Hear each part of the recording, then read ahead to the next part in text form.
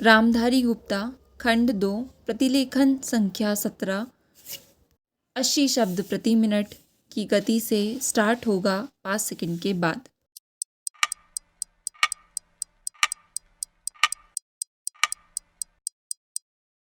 बहनों, भारतीय स्त्री जाति की प्राचीन गौरव, गरिमा एवं उच्च परंपराओं को ध्यान में रखकर न केवल आपको शिक्षित होना है, बल्कि शिक्षा समाप्त करने के पश्चात पुरुषों के साथ सहगामिनी बनकर आपको सब दिशाओं में कदम बढ़ाना है। स्वतंत्रता प्राप्ति के बाद अब राष्ट्र के नव निर्माण के कार्य में आपको भी उचित रीति से भाग लेना चाहिए।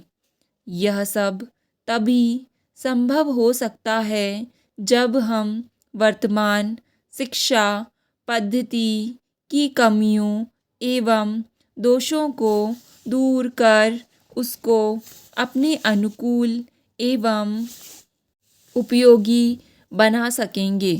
इस संबंध में भी देश में परस्पर विरोधी विचारधाराएं प्रचलित हैं। आधुनिक सुधारवादियों या जो अपने को प्रगतिशील कहते हैं, उनकी धारणा यह है कि बालक बालिकाओं को एक साथ शिक्षा दी जाए और दोनों की शिक्षा प्रणाली एक सी हो। उनका यह भी विचार है कि स्त्रियों को न केवल शिक्षा पद्धति में ही बल्कि अन्य क्षेत्रों में भी पुरुषों के बराबर के अधिकार मिलने चाहिए तथा उन्हें संपूर्ण सामाजिक स्वतंत्रता होनी चाहिए। उन्हें समाज के समस्त व्यवसाय और व्यापारों में समान रूप से भाग लेना चाहिए और शिक्षा प्रणाली की रचना इन सब के अनुकूल होनी चाहिए। दूसरी ओर कट्टरपंथियों के विचार इनके विपरीत हैं। इस प्रकार स्त्री शिक्षा और अन्य बातों के संबंध में हमारे देश में वर्तमान समय में परस्पर विरोधी विचारधाराएं प्रचलित हैं।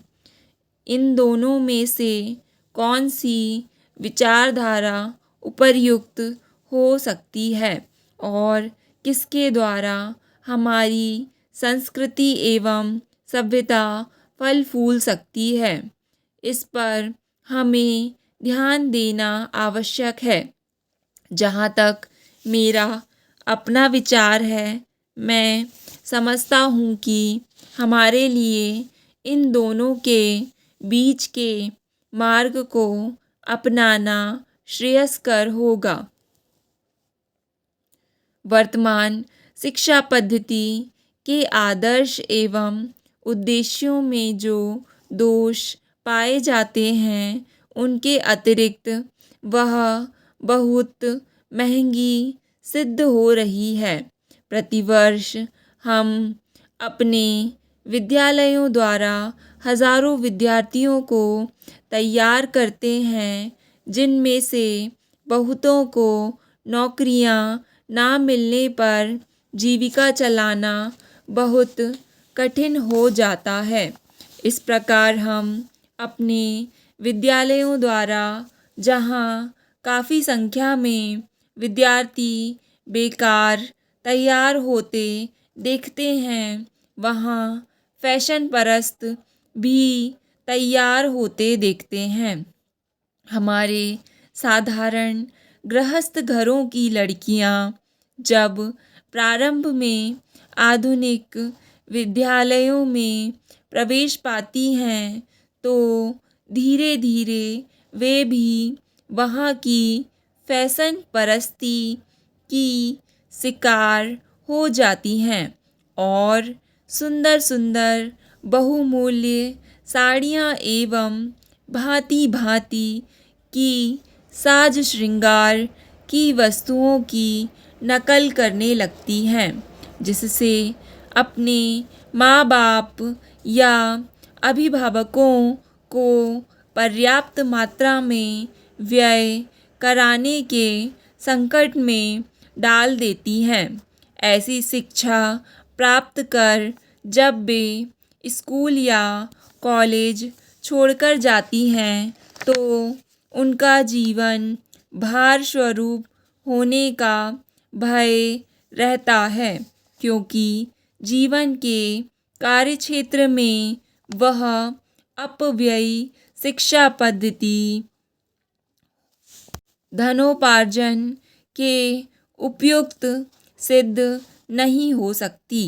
यह नौकरी की आशा भी पूरी नहीं कर सकती और अंत में यह शिक्षा उनके लिए निकम्मी मालूम पड़ती है। इसलिए हमें सचेत होकर सोचना है कि क्या वर्तमान शिक्षा पद्धति ही हमारे लिए उपयुक्त है। स्टॉप।